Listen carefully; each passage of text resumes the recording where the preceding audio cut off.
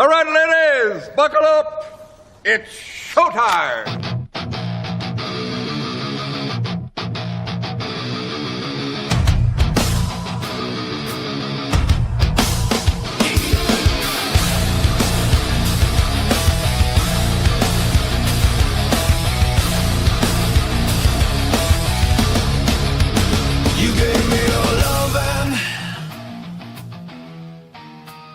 And yes, welcome aboard, everyone. We are live, Copperhead Road Podcast, live on Rumble, always live on Rumble.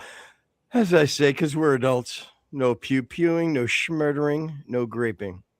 We go all in. That's what we do. Whoa. I was going to say, isn't that part of graping?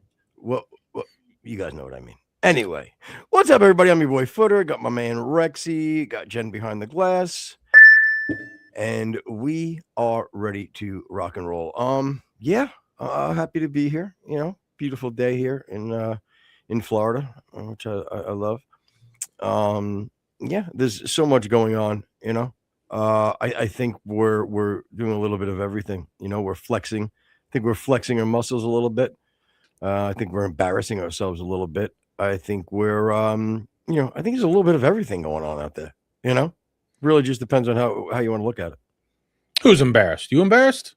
No, I just think that like you said last show, you know, having the having Israel kind of, you know, puppeteering, it makes me feel a little bit embarrassed. I don't like that. Yeah, I've turned the corner on that. I'm tired of doubting America's strength. I'm tired of doubting the leadership. I'm tired of doubting Pete Hegseth. Doubting decisions, wondering if it's fuck them all. America's awesome. We're gonna do whatever the fuck we want, and everybody else is gonna fucking deal with it. That's all there is to it. Do you know? I don't mind that. I really don't. And I think I've said this before on a show, and I kind of made fun of myself for it. But you know, at some point, it's almost like let's be civilians, and let's just kind of roll with it, and you know what? I'm just live our lives. You know, we've played our role. We've put people in place to make decisions and do things for us. We like it or we don't, whatever the case. It's how the system works.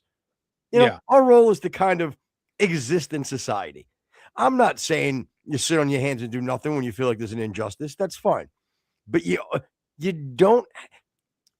are okay just as you are. Your worth is just being alive and being you. You don't need to always have a stance or join a movement. You know what I mean? Your voice doesn't always have to be heard. Now, listen to me say this as I do a podcast, so my voice is heard. But I do that with entertainment. The criticism that we've gotten. Well, you guys don't have good takes on things, and we go, yep. Like. We have some takes on things, but you know what? It's the same thing that you talk to your buddy at the bar or wherever the hell you are. You know what I mean? Like those are our takes. They go in ebbs and flows. We change them a little bit. We adapt because we're just civilians. We're just human beings going out there. We're not forcing an agenda as much as which is also part of the problem. Like because everybody's so involved with something, whatever we say gets interpreted as an agenda for whatever side, you know what I mean? At that moment, they feel like it's benefiting them. You know what I mean? Yeah, they expect us to play chess and, you know, we're just whipping checkers at each other, which is fine because that's more fun. Connect Four, even. Like, I'll dumb it down that. Like, we're not even going, a classic fucking game for the ages. Nah, we're going 1960s, 1970s. Connect Four. Anything more irritating than when you're playing Connect Four and somebody accidentally hits the lever? Oh yeah. I would just walk by, like if my sister was playing with her friends when I was little, I'd just walk by, be like, "Oh hi," just little brother shit, yeah. Yeah, well, that's why she doesn't like you anymore. Nah, she probably likes me now. She definitely didn't like me then. No. She doesn't like you. Yeah, but I was a dicky little brother. I talked to Francine earlier, and that's what Francine said. She said that she doesn't like you. God, how unoriginal would your parents be if that's what they named their kids? No. The only Francine I know is a black girl from from grammar school and then into high school. Yeah, what was her name? Francine. I can't think of it. I can't think of her last name. Damn it! I'm sorry, Francine. Yeah, but anyway, Well, she probably anyway. So no, she was really smart. I'm assuming she's very successful now. She's really smart, or she's really smart for for a woman. Well, I've got to take that into. Of course, they submitted. Of course, they're dumb. They don't have the fortitude. It's funny that you say that. In my lineage, there's a woman, and her first name was Submit. How great is that? Wait, what? In my lineage, like, I don't know, great aunt, whatever, many years ago, her first name was Submit. SUMMIT. Submit. SUBMIT. Oh, the actual word submit. Yeah. Oh no. Well, somebody. Yeah. Well. Yeah. It used to be Judy, and then somebody had a good right hook, and they decided to change it, and she agreed quick. Yeah, and speaking of which, I didn't pull the clip, but did you see the clip of that Black Lives Matter just tuning up that woman in the hallway, that some leader of the Black Lives Matter in what was it, New York, New Jersey, somewhere there? Yeah, one of those. Well, I've seen the Diddy clip. I've seen the Diddy clip too many times of ripping the girl out of the elevator and just kicking the shit out of her. So I figure it's all the same.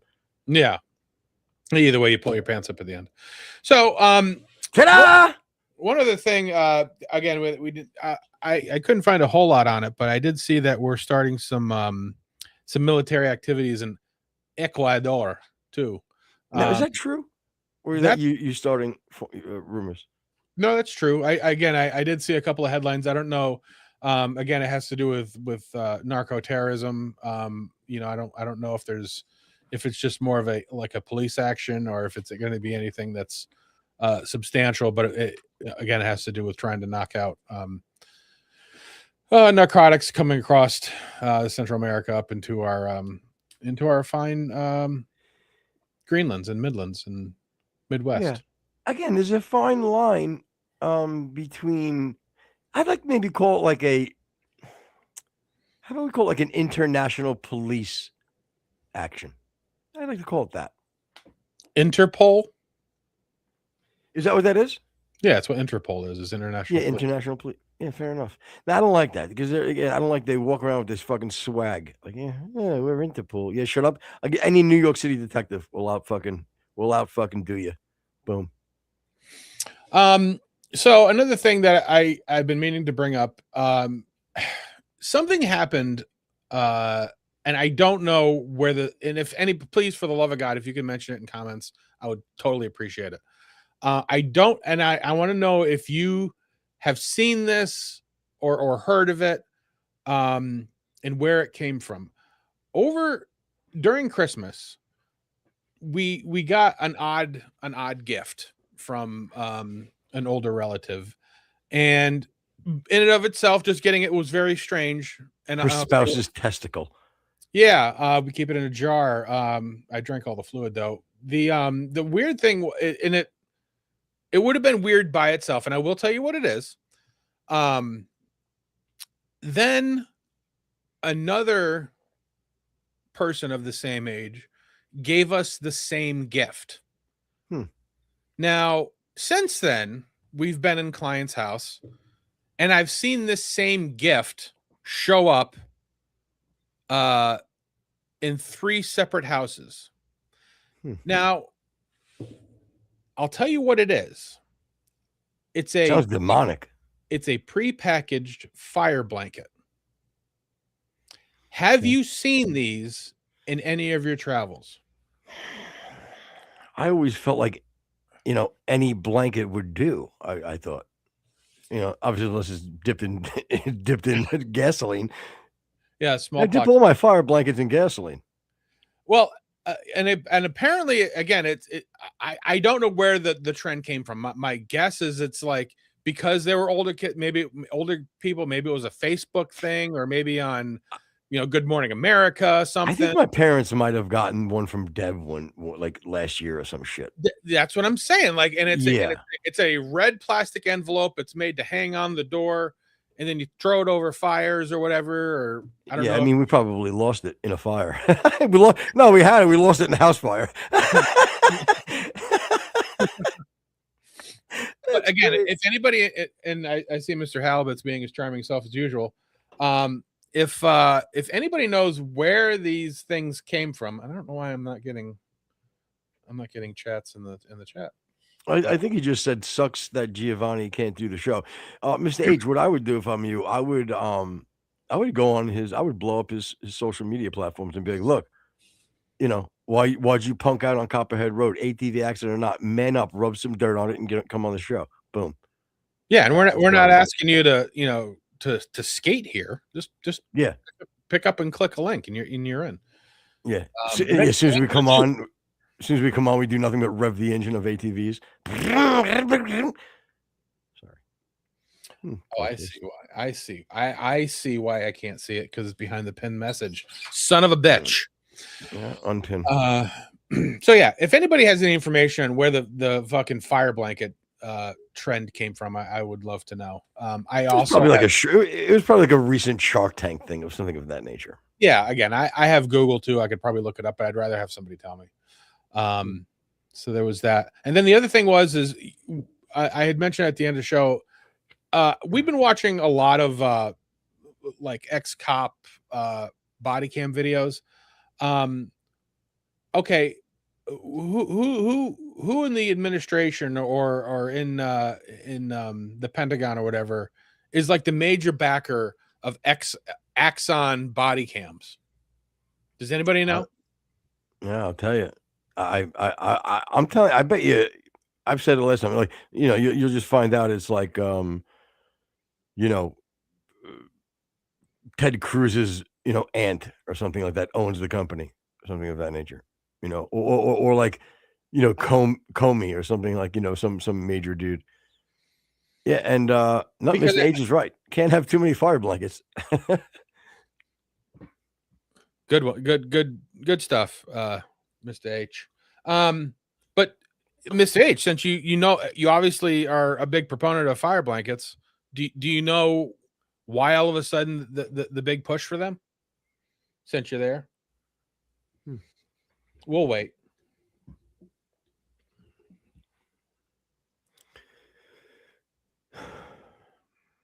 Yeah, I'm not comfortable waiting anymore. Oh, okay. Oh, good. There, Exxon Enterprise, formerly Taser International, is owned by Rick and Tom Smith, the Rick and Tom Smith. Yeah, exactly. That's who we thought. Mm-hmm. Exactly, the Smiths. Yeah, Mr. and we know Mr. they means. Yeah, we know they mean Mr. and Mrs. Smithenstein. The Jew. Yeah, and then in 2018, Exxon acquired its competitor, Viavu. Let's see, that's where their problem was.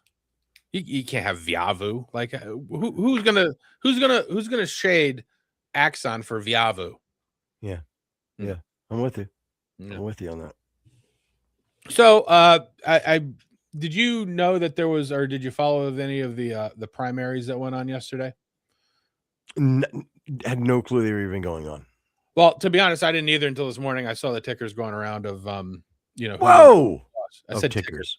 Yeah. Oh. Apparently, it looked like it was there was a couple in North Carolina because I think a lot of tickers there. You mean people who have ticks? Yeah, like white-tailed deer. Right. It's very, very, very. All right. What does he say? Free at AutoZone. Oh shit! Somebody giving us fucking free gifts. Wow. That's gotta hurt. Yeah, that is a kick. What the fuck is your problem? It's true. Speaking of Joe Pesci, like, it is amazing that, like, out of all the good fellas, Ray Liotta was the only one that I could actually see being somewhat of a tough guy in real life. Yeah, I don't know. That's for another time, I think. I'd really like to think that out. All right, so we'll do that. So there was one in North Carolina. I know Tom Tillis, I think, is retiring, so there's a primary for that Senate seat. And then over in Texas, there's an actual. It was amazing. There's a Senate runoff for John Cornyn's seat between him and Ken Paxton, and for a primary in a deep red state, both masculine. Thank you.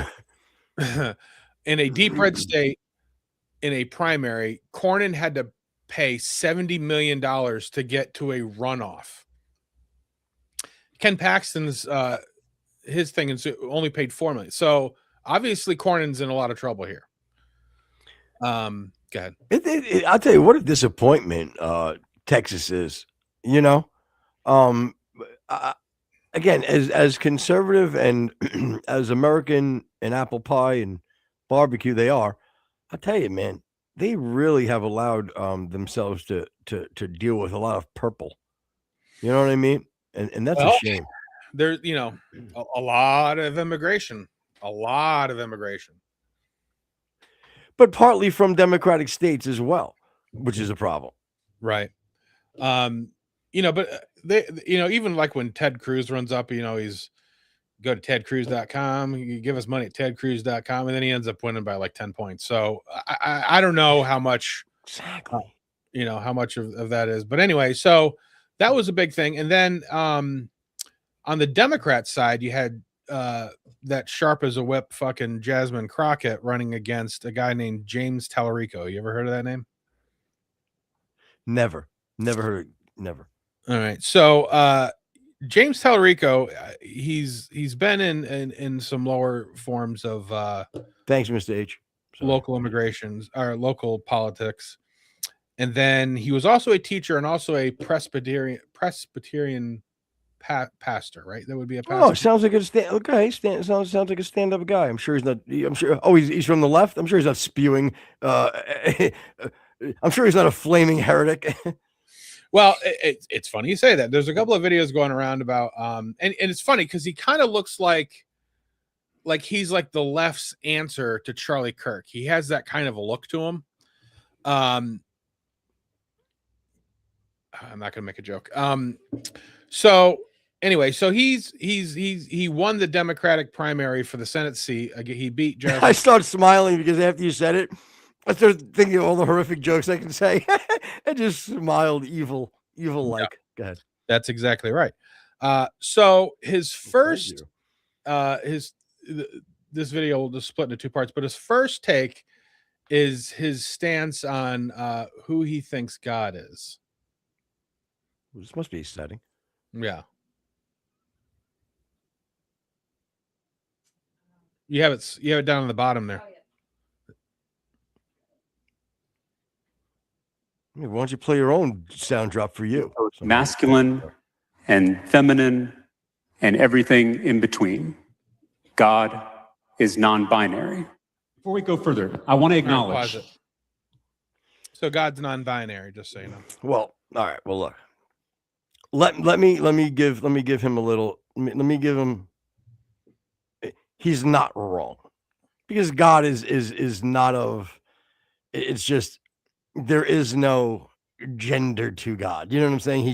He is. You know what I'm saying? Now, when he took form of, when he took human form, he took flesh but of even man. You're saying he is.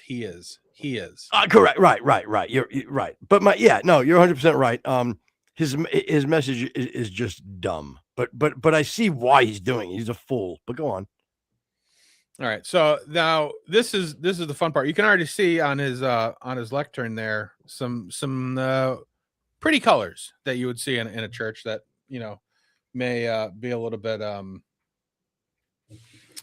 more lenient on things. So this is another take that he had. That our trans community needs abortion care too. Defending. Wait, what? Wait, what? Wait. Did you say our trans community needs abortion care? Yeah, we'll replay that for you. That's fine. What? Defending trans Texans is something we have to do every day at the state capitol. And you better believe I'll be giving sermons on that too. Oh, great. So when I use the word woman, it should not be understood as an exhaustive term, but rather as a lens through which to understand, examine, and interrogate patriarchy. Similar to how we specify anti-Black racism. So yeah, the trans community needs abortion too from the pulpit. And that and he makes the point to go, and that will be in my sermons too. Let me disgusting. Absolutely disgusting. It's absolutely embarrassing. Everything that he's preaching right there is absolutely horrible. I would be upset with him for doing it on a street corner as a normal person. That would annoy me. Just his political views would probably fucking kill me. But I'll tell you one thing, the absolute demon that he is, that he's doing it from a pulpit, and that he's invoking God in any way in the message that he's sending is absolutely disgusting. If you want to send the money of, if you want to send a message of tolerance, whatever, any positive message that you want to get across, doing it that way is absolutely horrific. You know what I mean? And I would love to see some scripture that he would have to back up anything that he's saying. Well, I think he's also, I know he was on Colbert, and I think he's also been on Rogan, and he does try to massage the word to encapsulate a lot of the left beliefs. That's kind of his deal. And I think that's probably, paid dividends up to this point. But I think probably in the general election in Texas, you're going to see him try to run away from that. So obviously the right's job and responsibility, whether it's Cornyn or Ken Paxton, is going to have to keep on pushing that. By the way, he wants to train your kids. Yeah, it's disgusting. You know what? And listen, you can be a good Christian and be on either side of the aisle. You both will have to reconcile some things in your mind. Because again, as a Republican, there's things that may be, that's done in your party that you might not agree with it from a Christian lens, and from the left, the same as well. But you have to kind of, in my opinion, you don't remove your Christian lens, but sometimes, people have to do that, and it's a shame that they do that, because they should be able to find agreement. Halibut and chat footer's gonna have to share heaven with Dylan Mulvaney. Yeah. Well, actually, I don't think he's gonna have a problem with it, to be honest with you. No. Again, look, I'm just hoping. I was hoping I go. Are you kidding? No. That was pretty good, Al. But I like that. Yeah, no, it's good. All right, so where do you want to go now? Actually, let's again. I wish we could have had a couple more of these clips from the atheist and the guy that had the conversation with what's the channel called? Me? Yeah. Wait, who? That atheist that has the I don't even. Nick from the Fearless Truth. Okay. Is the dude. But I think he just invaded like the dude's TikTok. Yeah. And I just first of all, like I said last time on the last show, I think we were talking about like the theology end of shit, when they get deep into the metaphysics and they get deep into the just even laws of logic, like all of that shit, and then they have it pertaining to like religion or secular. It fucking blows my mind how smart these like Nick is. You can see like this TikTok generation douchebag that is trying to play the atheist role. The reason why I fucking sent it to you had nothing to do with like the Christian point of view. It had more to do with the fucking what a tool this little douchebag is on TikTok. Now, that being said, I will at least give him credit that he actually cracked a Bible. And he does at least seem, again, he has a lot of misnomers and isn't in the right direction. But at least he's got the Bible open in front of him, and he's trying to cite different parts of the Bible to defend his situation, which gives me a little bit of hope for this guy, because ultimately the truth comes off the page. So he said he had 1,000. Well, that's the thing that Nick was making fun of him. I don't know if it'll be in the clip, but because he kept going to 1,000 pages of I want to say he said testimony. He didn't, but whatever it is, like his notes, all his notes from right. And Nick was like, and yet you've read none of them, obviously, because nothing you have said, like even when he did run to the Bible right off the bat, he started reading the verse and then realized, oh shit, I'm cooking myself as I'm reading this verse, But again, I'll hold out for somebody who is at least giving it some kind of a mild attempt to bolster the position, rather than just somebody who's sitting on, doing the spaghetti, like the fucking James J from Long Island. You're just stupid if you believe in God. Yeah. Oh, you're Santa Claus in the sky. Yeah. Okay. Oh my God.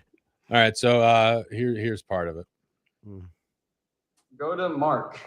If we look at the verse in Mark, let's go to Mark. This is important. If we look at the different gospels and we see that the words don't match, okay, where at Mark? Show me. The gospels are consistent, right? This isn't where I'm in Mark. Let's go to Mark.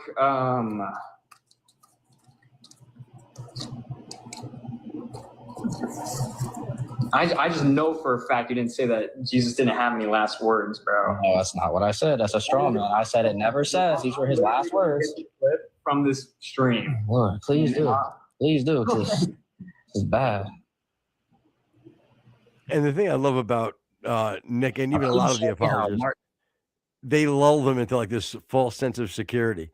That like they'll be like, okay, you're gonna tell me that he never said this, blah, blah, blah, blah, blah. And they don't really answer him because that's not really the topic. So they kind of push past it. And then like the guy's like, okay, but you never wanted to address blah, blah, blah, blah. And they go, Mark 17, chapter 4, verse 7. And it says exactly like, you know what I mean? I'm such a shitbag. I would have jumped on. Oh, really? Mark chapter 7. I couldn't sit on anything, They're just so much smarter than me. Contradicts it. So we'd love to see this. Yeah.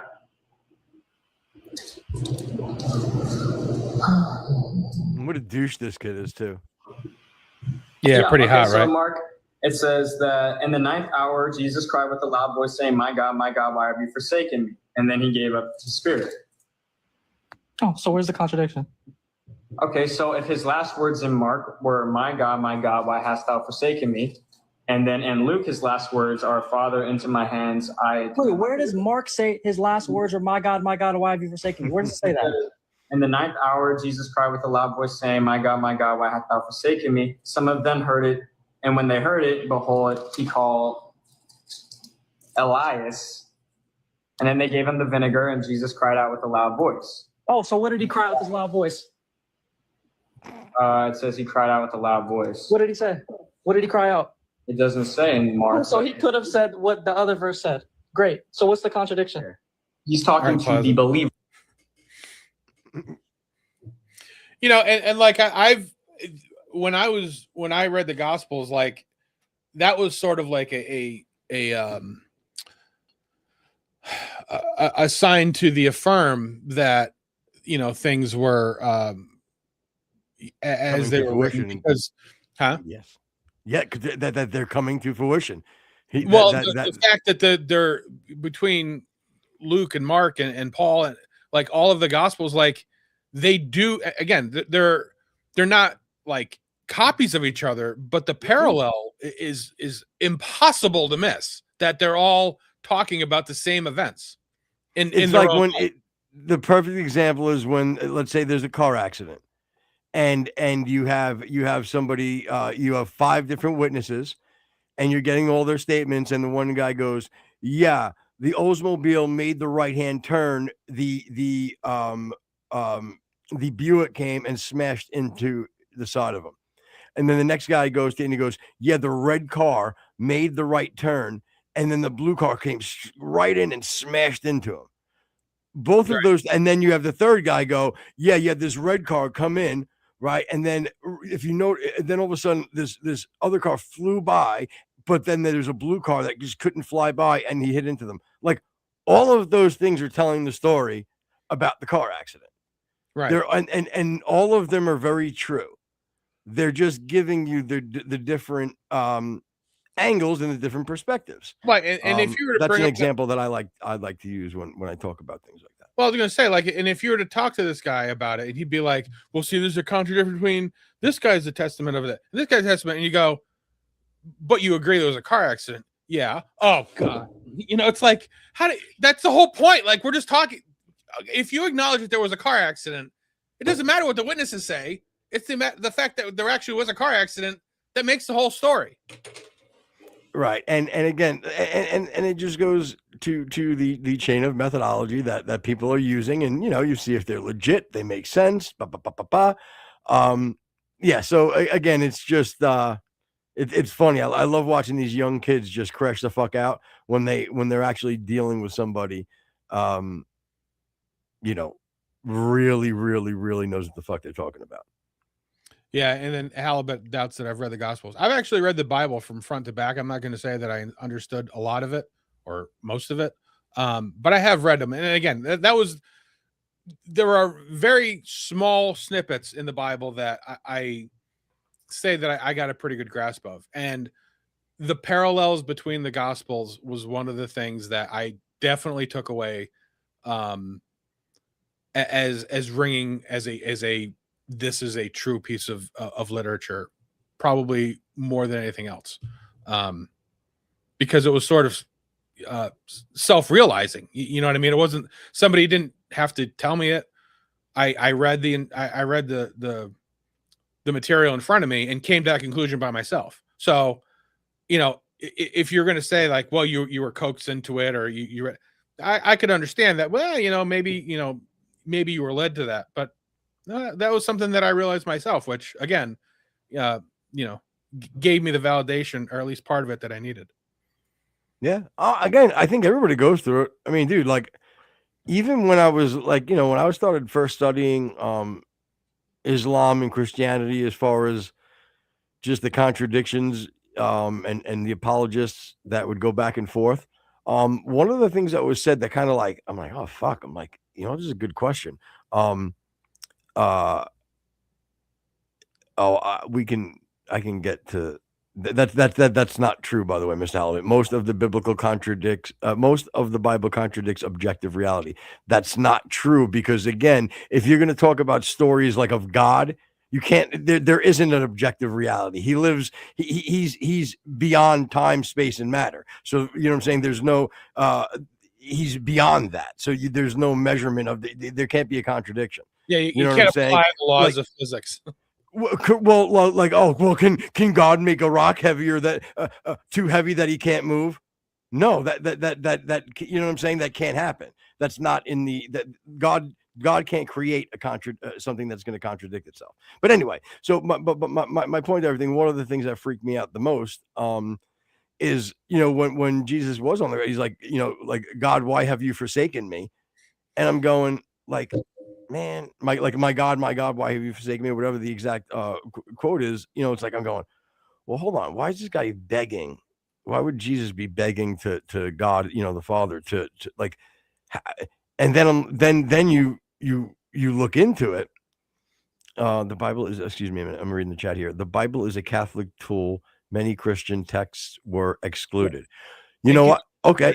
Back up so we can watch the rest of it. Or yes, and yes, Mr. Halibut, that there were a lot of things that were excluded, but you have to understand, you need to go to the early church fathers to see why things were excluded, because they were able to they were able to you know what, let me not, this is really deep, and we can get more into that. I would love to do that, but I don't want to screw you up. But anyway, I don't want to screw the show up, but because I can be on this for a while and then I have to start looking shit up and then it'll spiral. But anyway, the part that screwed, like I was saying, is that like, my God, why have you forsaken me? I'm going, why is he, what is that? I don't get that.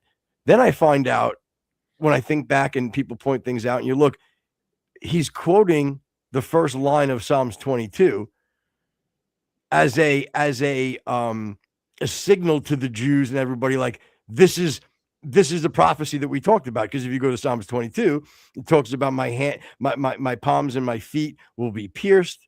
It goes into, it just prophesizes the entire crucifixion. You know what I mean? Right. So But here, miracles are real. Back then, Mr. Halibut, water into wine, that actually was done. And there's historical, backing. Well, you know what? Again, I can't. It's too much. But okay, I understand where you are, though. But I would love to have a conversation with you. Maybe one show we could do it specifically for that. But anyway, go ahead, Bo. all right. So let's play the second part. Believers. No, who specifically? He that believeth. No, who, bro? Who He that specifically is he believeth. talking to? He that believeth. No, It's who is he talking to? Not about. Guys. Do you know the difference between talking to someone and about someone? Guys, chat. Is Bro, This- there's a difference between talking to someone and about someone. Who is he talking to? he that believeth and is baptized shall be saved, but he that believeth and shall not and he that believeth not shall be damned. So they're not going to hell. Okay. So He who far, believeth. believers aren't going to hell. They're going to heaven. Yes or no? Oh my gosh, yes, it depends on who you're talking to. Okay. So, and these signs shall follow them that believe. Them that believe. Yes, this is why I'm asking. who Yes. he's So talking it's the to. believers. This is why I'm asking, who is he talking to? The believers is who he's talking to. Can No, we? that's who he's talking about. my Who's he God. talking to? Talking to Are the you gonna answer? non-believers. You know the difference between talking to someone and about someone, bro? Is there anyone in chat that And by the way, which verse are you in Acts? sanity? Wait, which verse are you in Acts? I'm in Mark chapter. You're not even in 16, Acts, bro. You're a 7. dead Yeah, because liar. Again, they're so dishonest. Believe me, the worst of the Muslims with just they like, it's like I have 5 fingers on my hand. I mean, yeah, on my hand, 1, 2, 3, 4, 5, and they're like, no, no, the book. When you get the Nigerian fucking Muslims, Yeah. the book, God, the book. That's fucking great. Yeah. Yeah, So Nick is fucking nasty, boy. I would love if somebody can get in touch with Nick from Fearless Truth. I would love to get Nick on, man. I would love to get Nick on. I think he's gettable, is he dating anybody? Again, I don't think he is. I think he's a single gentleman. I think so. I'll see if I can hook him up. Ooh, yes. But anyway, yeah. So that again, that it just the other, we did this because we were going to play a few clips of just this belief of that people when we talked about last week about just trying to maybe have society in more of a Christian lens. It's better for society. But then we were going to give you the atheist end of it a little bit too. Just and then you can view of what who really has a prescription for for a better society, But anyway. So another interesting thing, and again, I couldn't find anything to corroborate it. But it's just sort of, again, it's kind of fun. But you had sent me this short of what was that? Oh, of an Iranian timer or something like that the guy shows on X, and I think this is a couple of days old, just according to the Oh yeah. This is kind of freaky though. But yeah, it is freaky. So if anybody has any info on this, I'd love to hear it. Go ahead and hit it. Iran just posted a mysterious countdown timer on X, and it has many people wondering, what does this mean? It starts by showing a watch with the time at 1:20 and goes on to show time moving forward. Then it shows Netanyahu from behind with his voice, and then bang. It ends on a "We are present everywhere" 1:20. So what can this mean? I mean, should we be worried about this? Iran just posted a I hate that freaking accent. Netanyahu. You know, here, I want to read you this real quick too. This is Netanyahu's post on X. I don't think it was very long ago, a couple hours maybe. There's never been a president like Donald Trump. His resoluteness, his decisiveness, his clarity of thinking, the way he gets things, gets right to the crux of things. Should I be doing it in my Netanyahu accent? You can if you want. He cuts through the fluff, cuts through the chase, gets down to the main point. And it's down to the mean action that needs to be taken. No, anything? Not good, huh? Anyway, and I think for Israel, and I think the countries of the free world, let me tell you, I think the world, what? I think for the world, he said, okay. We're lucky to have him as a leader of the free world, and in fact, the leader of the world. He's brought America back to being the leader of the world. See, leader of the world again. You're fucking president of a fucking country. The fuck's the matter with you? Get a thesaurus, you shit fuck. That's coming from me. There's no reason for the language, though, I don't think. Well, I mean, you killed my Lord and Savior, you shitbag. Oh, sorry. I don't think he did personally. Mossad. I think it was that guy that does all the weird stretching exercises. Oh, the guy that does Pilates. Yes. Punches Pilates. Stupid fucking hack joke, but still funny to me. So before I was on the show, I was watching. And why would anybody let the pilot get a spear? Oh. Why did punches allow that? Sorry, we get it. Especially a guy with a gut. They didn't even have planes back then. What's he piloting? Good, sorry. Maybe a and how rich was Pontius? Sorry. Private jet. Okay. So right before I was on here. Yay. I almost like yay more than ta-da. I was watching Crowder and Nick DiPaolo was sitting in, and they were talking about, again, the back and forth, especially mostly on the right of, the neocons that are all for this, and then the black pillars that, this is the worst president ever. And, we need to have the objectives, which Trump did lay out. I mean, the people say, hey, we're going over there doing nothing. Trump laid them out. He says, we're going to get rid of their Navy. We're going to get rid of their ability to bomb people, and we're going to get rid of the Ayatollah. But Nick, being one of the funniest men to ever live, had a very concise way of talking about the Republicans. So let's watch this. Yeah, when did we start putting expiration dates on wars? You see what I'm saying? How about growing up, America? It's a very fluid situation, as they say. Right. And in the end, it's good for you, unless you don't believe that. So what do you give a shit if it takes 6 weeks or 6 months? Yeah. And you go, well, Trump promised. Yeah, he has to, because you guys are babies. You want, seriously, American public, you're like 5th graders. You want everything tied up in a bow. You people on the right, are you shitting me? This guy hasn't done enough in the last year for you to back him to the hilt. He's taken a bullet in the face and had his life threatened how many times? Give him a little slack. Yeah. They won't because of Israel. Yeah, That's a really but good here's point. my Israel take on that. You ever think that maybe our long-term interests intersect and we're getting stuff out of it working with Israel? Yeah. I mean, Yeah. if Israel wasn't even in it, the Iranians would still be maniacs and threaten to kill us. Yeah. Because the Islamic, they want to take over the world. That's their long-term goal. Right. Right? Yeah. And then if Israel, it turns out that they were trying to fuck us, we take care of them. Yeah. No, you're absolutely right. I heard an interesting theory. You just did. Fucking Nick Dip, baby. Nick Dip. I love him. He's great, Nick. Great. And he's a funny comedian, man. Yeah, and I'll address you in 1 second, Mr. Halibut in chat. But yeah, Nick, man, Nick, he said it right. Like he really nailed it there. We're a bunch of babies.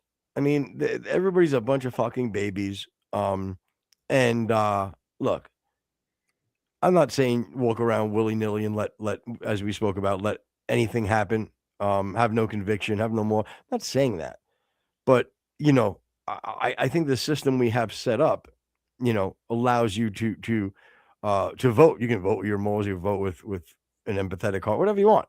But once the vote is cast, you've done your job.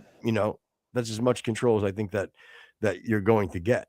I don't want you to be stifled, but goodness, speaking into the same echo chambers over and over and feeling validated because of it. I'll say it again. You're worth it without being validated from the outside. Believe me.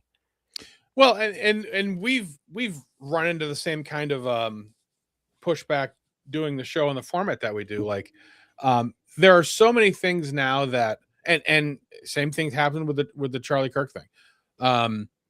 There are so many things now that are concentrated, concise. They've trimmed off the glitz and glamour, and you don't get commercials anymore. Everything's so condensed that they think that everything needs to be or shall be consumed that way. That, okay, if we're going to go to Iran, I need to know exactly how many days you're going to take. I need to know exactly how, many people are going to die. I need to know who's our allies, what's our objectives. Like, and the same thing happened with Charlie. And let me hold your thought, but let me add to that and then you're going to get, and then once you do engage, we need to know how you engage. Matter of fact, here's paperwork that's going to lay out how you have to engage. I think with this administration, gloves are off, but I think that if the American public, the babies, actually did have more of a say, as they did, I guess, when maybe Obama was in, and we were dealing with Afghanistan and Iraq, and that really put our military in a very terrible position when we tied their hands, and that goes into what you were saying. You know what I mean? That's just another thing that we expect we should have control over. But yeah, and people and people are like, it's all willy-nilly and we don't know what's going on. No, you're just actually seeing things, what possibilities are available to us when we jump in with both feet. If we've been half stepping on so many of these things overseas for the past 30 years that you just assume that it should take, a long time. There needs to be, a plan for regime change, and then we have to rebuild the country. And, no, sometimes, and like, people who say, well, we fucked up in Iraq, we fucked up in Libya, we fucked up in Syria, we fucked up in Afghanistan. Yeah, the process was not great. However, we don't have to worry about an attack from Iraq, from Libya, from Afghanistan, or from Syria. So even though we didn't rebuild, we didn't pick up the guy after we smacked his teeth around, they were still somewhat to our benefit. Now that you're seeing, the Venezuela and this, and even the original attack on the nuclear facilities in Iran, like, we can actually accomplish things in a timely manner, especially when you have some, a New York builder who that's been his whole life, is to make sure things are done on time and under budget. This is the kind of stuff that you can, now, again, if this goes, 4 months, 6 months, a year, like, it benefits nobody. And I don't think you're going to see that, but you got to give it, like I said, 30 days, and then we can come and evaluate whether or not it was a success or not. And, it's easy for us to sit here now and criticize maybe the moves that were made. And even, let's say, 10 years from now, we'll sit there and we'll evaluate. But we'll never know what could have been if it wasn't done. Maybe the scenario would have been different on a horrific scale. They got nuclear weapons. They nuked not only Israel, but it's others. It's other neighbors. Jesus, Frankie. Okay. But you know what I mean? It's like, you gotta, you never know. Again, look, this is nothing new. Like, I don't see why people are surprised that, we have conflict in the Middle East that we're trying to address. And I don't blame you when you say, and guess who's always involved? I get it. Israel. You know what I mean? So you can take that for what it's worth too. Well, it's also an issue when, you can be mad at me all you want, but when you're dealing with savages who the only power broker characteristic that matters is force. That's all that matters. There's no negotiation with it. The only thing that you can try to outsmart them and things, but like the only thing they'll ever respond to is brute force, like a fucking pit bull. You know what I mean? That's that's part of their religion. Is even when they're peaceful, Allah allows them to lie, and this is not this is coming from the Quran, aka and or the Hadith, that Islam can lie and or like play timid, okay, with the end goal of taking over. Like they can play possum and it's okay. You know what I mean? Where different religions aren't taught that way. That's all I'm saying. And so, if the nation is run by a heinous religion, Halibut said a couple of things that which I'm going to address. He said DMT, psilocybin, ibogaine, they can take away fear. Religion is a symptom of fear. Less religion, less war. Less okay, hold on. The first one, the psilocybin one, I'm really scared to take anything like that. I've heard amazing things, and I've heard well, I honestly some horrific things. But I reject the basis of the claim because I fully believe Jesus Christ is a savior, so I don't have any fear. And he says religion is a symptom of fear. No, I believe that say it. Fear is a symptom. Tell you why. Fear is a symptom of no religion. And again, is there anything more courageous than the disciples that went out and martyred themselves? You know what I'm saying? Right. Again, but anyway, go ahead. Yeah, you can talk to anybody who has any faith in religion. They're not scared at all. No. Like I said, I'm sort of ubiquitous over religions. Typically, it doesn't even have to be qualified as Christian. Yeah, and less religion equals less war. That's one of the biggest misnomers too. Is that most religions in this existence has been over religious issues. Yeah, that's not true. That's just not a true fact. Yeah, unless you want to put it under a lens of saying, "Hey, religion was also part of the problem in the area." Okay, that might have been part of it, but not always just it. And again, less religious, less war. Do a little bit of research on the Americas and the American Indians before we got here, and then let me know how you feel about that. Yeah. How we took advantage of those innocent, those timid, innocent Indians. Well, how they were constantly at war and they had no religion, so that against each other, right? From on a tribal, basis, and we're not forgetting cutting out their hearts. Scalping them. What do you think we came like cannibal? Eat? Yes. I mean, let's be fair here, And again, I don't know where the justification was coming from. Was it coming from a divine source? Okay, if it was, then good for them. I don't think it was. They were taking DMT, and ibogaine, and that's where they got. Exactly. Yeah. And you know what? You're 100% right, Mr. H in chat saying, time will tell, fellas. You're 100% right. Tim will tell. Tim will tell. Oh, Tim. No, but you're right.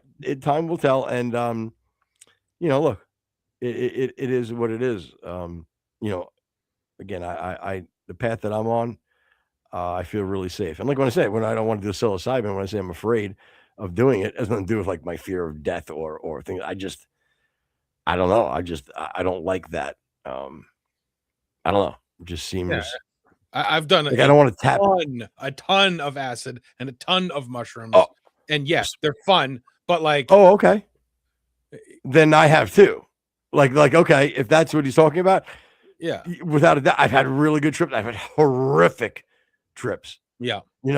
Mushrooms have always been pretty positive for me because they wear off really quick. And, yeah, it all depends on where your mindset is beforehand. Yeah, but again, I like the fact that it wears off fairly quick, and there's not like this huge hangover, quote unquote. Acid, on the other hand, Yeah, I remember the backache. Was that with acid or mushroom? acid. No, Okay. it was acid, All right. definitely. And not only do you get the backache, how about when it's like you're like fucking 9 hours in, and you're going, and you look on your you're like, and you've just been tripping balls all fucking night, and you're going, all right, you know what, this was fun. If it was a good one, all right, this is fun. But like, you know what, I think I'm ready. Oh, okay, good. Yeah, it's kind of calming down. You know, and you look at the wall and you stare at it a little bit, and the wall just goes, and just like swells, and you just look over, and acid's on your shoulder, like, hi, still here, buddy. And you're like, oh my God, enough is enough, please. And then you get into the, what if I never stop tripping? You know, you get into that. Well, that was one of my last times doing it. Is like, you know how, again, I always say, like, you have to be able to come back to center. You know, you can go out and have your little thought experiment and go out to the left, but you have to be able to come back to center. Well, one of the last times I ever did it, I couldn't find my way back to center. It's very difficult. You Yeah. know, these people are like, no, I can control my trip. I don't think you've had good acid. Yeah. So I remember actually like writing a letter to my parents, apologizing for you know, for what I did, because I thought I was gonna die and whatever. But like that was one of my last times. But like, yeah, and I mean, you know, horrific. Yeah, because I did. I was like, you know, and that's also like another reason that I'm not really fearful of death, because there's been plenty of times where I've done different drugs and thought I was going to die, and I'm like, you know, I'm pretty comfortable. I'll be fine. You know what I mean? Like, Yeah. I really thought I was going to die, and I'm like, yeah, I'm good. So yeah, thank God for having children, because once I had my kids, I wouldn't want to risk anything like that. I just 100%, and that was sort of the turning point, even for me. You know, I had a pretty heavy Oxycontin problem for a long period of time, and yeah, you know, that's one of the reasons I moved away from Florida. But that's neither here nor there. That's not for the kids. No, 6 grams footer. And then check out MAPS research. What does that mean, though? 6G. Minor attracted people, I think, is what he's talking about. Yeah, right. That's gross. No. Is that what it's called? Minor attracted people? No, yeah, called MAPS. Oh. Yeah, that's a new term that the left came up for pedophiles, is minor attracted person. MAPS. Oh.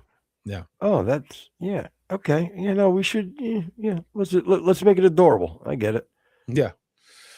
All right. So just for fun, I don't know, a couple of days ago or whatever, I had found a deposition of a lawyer deposing another lawyer, who, again, I have no idea. Who's on trial for deposing a lawyer. All right, sorry. Yeah, from and composing a so anyway, it's sort of interesting, because as the video goes on, you can clearly tell that he's popping medicine in the middle, and he starts to sweat, and he's definitely on something.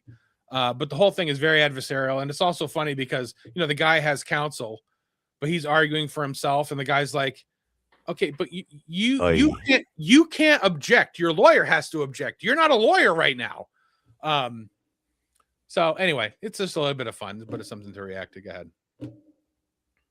As you know, my name's Tom Wirch. I'm counsel for plaintiff Justin Moskowitz in this lawsuit. And do you understand why you've been asked to give your deposition today? No. Are you aware that your firm, Abrams and Associates, is a defendant in a lawsuit that's going to trial next month? Yes. And are you aware that you are a witness regarding the actions of Abrams and Associates? Yes.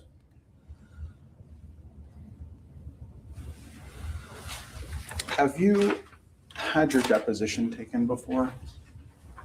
I think so. When have you had your deposition taken before? I don't recall. How many times? I don't recall. You're sitting here today under oath. You have no idea whether you've been deposed before? I've answered that question. Object to form. Move on. Mr. Abrams, have you been deposed Object to before? form. Object to form. Move to certify the question. If you feel that I haven't answered, then you can move for a sanction. We're going to go ahead and stop the deposition at this point and dial the special master. If you laugh at me one more time, we're going to walk out. We're going to move for 30D3 sections. We're going to move for harassment sanctions against you right now. Okay, you're laughing at us with the videotape that you published on the internet about you and your rock band, and you're going to be laughing at me. And you've moved for sanctions and had them denied every single time in this matter, and the jury should see that too. Every single one has led to no sanction. Mr. Abrams, are Including you the last aware? one where we quashed all of your subpoenas. And you asked for attorney's fees and you got no sanction. Mr. Abrams. Let's move on. Do you have a question for me? You sued my firm belligerently under the abuse of your law license where we countersued you. We have a counterclaim against you for abuse of process. He has no concept that he's not the lawyer right now. Exactly. I mean, that's He has zero concept of that. which is a criminal act. So you did that wrong. And aiding and abetting, which is a criminal act. So you did that wrong. Ask me questions about that or I'm leaving. I need a law book. And I move to strike and I move for, I move to strike the question. I refuse to answer under privilege. And I move for a protective order on the question. So certify the question and move on. Meanwhile, his counsel is not saying If there's a anything. matter that's privilege and your lawyer objects to it on the basis of privilege, he can instruct you not to answer. Otherwise, you need to answer all of the questions that Object I give to to you form. today. Do you understand that, Mr. Abrams? Okay, let's ask a couple more questions. Mr. Abrams, what are the pills that you just took? Object to form. None of your business. None of Privilege. What are those other pills? Object to form. Object to privilege. None of your business. Medical privilege. No. Mr. Abrams, are you under any any drugs today? Have you taken any drugs before you came to this deposition today? No. Okay. Have you taken any alcohol before you came to this deposition today? No. Any medication whatsoever? No. No. Just these pills. pause that it for you're a second? taking Here. Yeah. First of all, why wouldn't you just wait to take the pills? Number one. Yeah. You know what I mean? Like, because the guy just swallowed a few pills. Like, why wouldn't you wait? No matter what it is, well, just fucking wait. I mean, even if it was a fucking aspirin. Number two is, again, I like the body language thing. You can tell every time he says no, he nods yes with his head. Yeah. Can we rewind that and just see that a little bit? I want you. Yeah, that's something that I always watch with people when they're, because usually I'd be like, no, not like no. Object to form. Object to privilege. None of your business. Medical privilege. No. Mr. Abrams, are you under any any drugs today? Have you taken any drugs before you came to this deposition today? No. Okay. No. Have you taken any alcohol before you came to this deposition today? No. Any Nods yes. medication Yeah. whatsoever? No. No. Just Nods yes. these pills that you're taking here Yes. that you are refusing to Same- answer what they are. Yeah. None of your business. Same mannerism when he answers and yes. Okay. But I can tell you that if you took some of these, they would help get some of your weight off. I can tell you that. Oh, you're referring to when you called me fat when you walked in here. Object to right? form. Pause this. What a shit show. Like he's going to roll into the courtroom. Hey, fat tub of lard. You know what I mean? Like just keep walking in. It's like, oh man. And this guy probably is fighting a weight problem. He's probably very That's a sensitive. picture from there. It's not like he's huge. No. All right, easy, Rex. Let's not start sticking up for him. The point is here, he's a little overweight. Let's just be honest. But It looked like I he got- saw a toilet tank lid. yeah, no. But again, he looks like truth any Ohio lawyer. You know what I mean? That's underpaid. How about it? Go This ahead. is to that, including Mr. Sullenberger. Taking more pills. In any event, If you want to raise your weight problem, Mr. Ward, with the jury and with the special master, please do. But we're not the ones that are sitting What a here. great job, by the way, to be called special master. Can you rewind that just a little We bit? sued you for abuse of your law license. I just Mr. love this Sullenberger. line. in any event, If you want to raise your weight problem, Mr. Ward, with the jury and with the special master, please do. But we're not the ones that are sitting here in that condition. Jesus Christ. Do you I realize love we you, Lord. sued you for abuse of your law license? Do you realize that? And that we're going to continue to sue you for the way that you've been treating in this matter? You have no evidence. If you do, show the jury, put it in front of us, we'll ask questions. You haven't put one document in front of us. Open something up and make this a meaningful deposition or let me go. Yeah. Can you imagine like arguing over the last slice of pie with this guy? Oh, it'd be awful. Like, what a fucking insufferable prick. You know what? I don't even love Apple that much. Take it. It's fine. And he's going into this fucking 3-minute soliloquy. Oh, what a pain in the ass. Good gravy. Not on the apple pie though. No. Yeah. Move on. I'm waiting for your answer, Mr. Abrams. Her first question was the same question you asked. If we need to go back to the very beginning to ask whether I said I would be here under oath, we can go back and ask the court reporter. Mr. Abrams, in that motion, you included that Mr. Abrams' anxiety requires him to take medication on extended flights that impairs Mr. Abrams' facilities. Can you please explain what medication you were referring to in your filing? Object to form medical privilege. Medical privilege? Yes. Move on. What privilege is that? None of your Absolutely business. no right. Does that mean a pooping problem? None of your business. Move on. You filed Seriously. a special What's master that? saying Pause it. Because they said that it's a pill that he takes long flights. It's something to do with his facilities. Doesn't that mean like Wouldn't that people mean- pooping? Yeah, I mean, other than his faculties, which is I think they're probably what they meant to say. Oh, even that. You guys are a shit show in this courtroom. Yeah, everybody's stupid in this. Yeah, because he even says he pulled a footer, and like when he was saying like something like trying to do to me or something like that, he just went and trying and then just cut it off and just went right into the next sentence. because of a certain medication that you take, you could not sit for your deposition. Yes, that medicine's none of your business. Move on. And now Objection you've privilege. come into this deposition today with a handful of pills that you refuse to answer questions about what they are. None of your business. Following the deposition, the court-appointed special master reviewed the transcript, issued an order sanctioning Mr. Abrams, and personally presided over Mr. Abrams' second deposition. On April 30th, 2020, Mr. Abrams' license to practice law was suspended for 1 year. Oops-a-daisy. Yeah, he didn't fucking think that one out at all. Sheesh. Yeah, and again, I try to look at like the actual like points of the contention, and you know, I couldn't find any, but like you only argue like that if you're wrong. You know what I mean? Whatever's going on is in your favor. There's no reason for you to get all uptight like that. And his arrogance was his biggest issue. I mean, you know, when you go into, and especially in your line of work, you know what I mean? You're out there doing your shtick when your consequences are really, you know, not part of the equation. And here you are, you know, not being able to decipher between, you know, being on the stand, you know what I mean, and questioning somebody on a stand. Right. He's a fool. He's a fool. Well, he won't be probably doing a whole lot of lawing. I believe that's what they call it when you're a lawyer. You law. Yeah, yeah, of course. Yeah, you're a that's what they call litigator. it. But he probably won't be doing that for very much longer. I mean, who in the right mind? Probably in some way, I love his.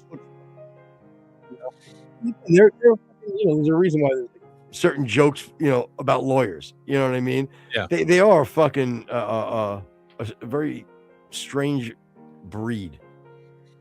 Yeah, I mean, if you're just going to take the argument portion of it, I could see where it'd be fun. Or even if you're like the guy in the back.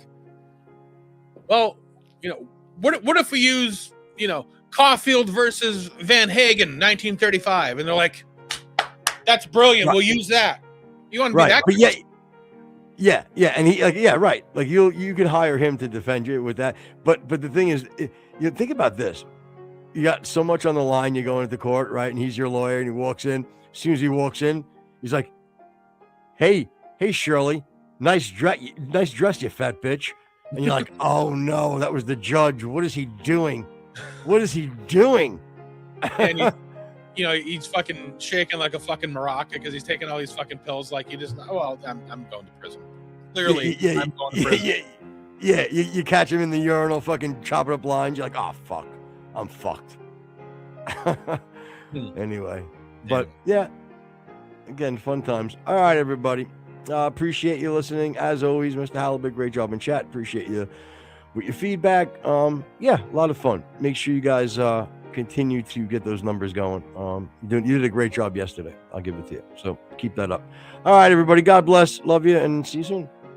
Listening on iTunes, iHeart, Spotify, YouTube, Twitch, or wherever you get our lovely podcast. Come on over to Rumble. Go for the Rumble Premium package. It's a package. They actually send you a package. I think you might even get a Crowder mug too if you play your cards right. So come on over, watch us live. Usually, you know, most recently we've been doing Tuesday, Wednesday, maybe Friday and Saturday. So come on over, listen to us live, join us, and good night, everybody. If you're listening to us, we're going to send you over to Matt Morse TV. Yes, the Matt Morse is the TV. Thank you very much. And I invaded the chat myself. The chat we invaded last week or last show. Yep, I went in there. I went in their chat. Said Copperhead Road sent me. It was fun. So go check out. Was it Matt Morse? Was it Matt and Pete? Pete Morse? Pete Best, I think. Anyway, all right, everybody.